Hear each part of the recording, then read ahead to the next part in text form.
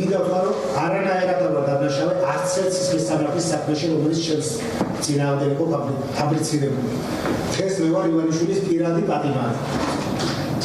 და დღეს მე ამას კიდე ერთ ახალ ძალიან დიდ საერთაშორისო დანაშაულის შესახებ ვიდა შეთანხმებით. საერთაშორისო დანაშაული, რომელიც პირდაპირ ივანიშვილის დაკვეთით მოხდა.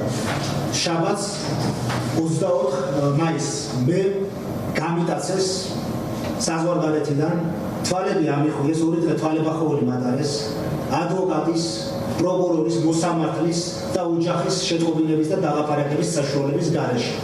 შემდგომ პირდაპირ მოტაცებული ჩატრენეს აირზენას ბომბარდირის თვითფრინავში და ყველანაირი აღსანიშნავების გარეშე ყველა კანონის დარღვევით ჩაომიყვანეს მოტაცებული საქართველოში.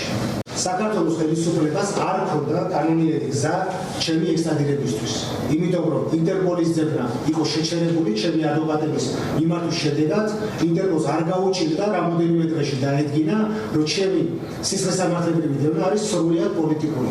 შესაბამისად, საქართველოს წარმომადგენლებმა ბიძინა ივანიშვილის დავალებით მიმართეს ბანდიტურ გზას და მოტაცებით ჩაომიყვანეს საქართველოში. რითიც დაარღვევეს არა მარტო ევროპის ადამიანის უფლებათა კონვენცია, არამედ საერთაშორისო სამართლის უამრავი ნორმა და იმ ქვეყნის უამრავი ნორმას, რომელშიც მე ვიმყოფებოდი.